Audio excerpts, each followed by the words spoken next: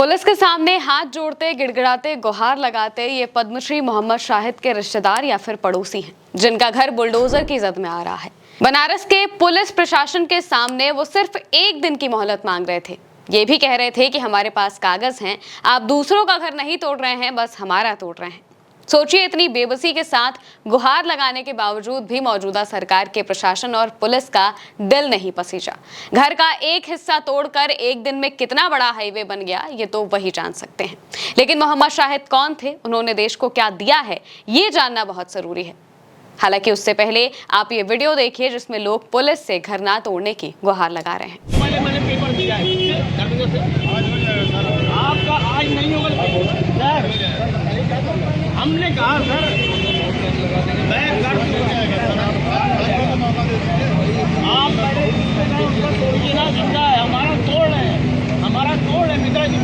मैं आपसे बात कर रहा हूँ। दोस्तों, काशी में पद्मश्री ओलंपियन मोहम्मद शाहिद के घर के एक हिस्से को बुलडोजर से ढहा दिया गया है। साथ ही 5 बुलडोजर से 12 मकान और दुकानें भी तोड़ी गई हैं। करीब 2 घंटे तक कार्रवाई चली। इस दौरान 200 जवान तैनात रहे। दंगा नियंत्रण वाहन को भी बुलाया गया था।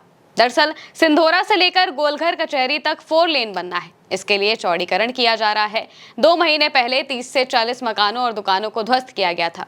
पीडब्ल्यूडी के एक्सीएन ने कहा है कि कार्रवाई अभियान से पहले प्रशासन ने लोगों को नोटिस जारी किया था। अब तक 71 लोगों को 3 करोड़ 52 लाख रुपए का मुआवजा दिया जा चुका है। एडीएम सिटी आलोक वर्मा ने कहा कि रोड चौड़ीकरण का काम किया जा रहा है। जिनको हमने मुआवजा दे दिया है, वहां कार्रवाई की जा रही है। दिवंगत ओलंपियन और पद्मश्री मोहम्मद शाहिद के घर तोड़ने की कार्रवाई पर उन्होंने कहा कि उनके मकान में 9 शेयर थे। 6 लोगों ने मुआवजा ले लिया, जबकि 3 लोगों ने स्टे कराया है, तो उनके हिस्से को अभी छोड़ दिया गया है। उनके यहाँ काम रोका नहीं गया है। ये घर 1920 में बना था। शाहिद का जन्म 14 अप्रैल 1960 को यहीं हुआ था और वो भारत के सर्वश्रेष्ठ हॉकी खिलाड़ियों में से एक थे। वो 1980 के मॉस्को ओलंपिक में गोल्ड मेडल जीतने वाले खिलाड़ी थे, जो कि आखिरी बार था जब देश ने अपने राष्ट्रीय खेल में ये पुरस्कार जीता हो। तब से आज तक भारत हॉकी में ओलंपिक में गोल्ड मेडल नहीं जीत पाया है। उन्हें 1980 से 81 में अर्जुन अवार्ड भी मिला और 1986 में भारत के चौथे सर्वोच्च नागरिक पुरस्कार पद्मश्री से सम्मानित किया गया था। जुलाई 2016 में लिवर की बीमारी से जूझते हुए 56 साल की उम्र में शाहिद का निधन हो गया।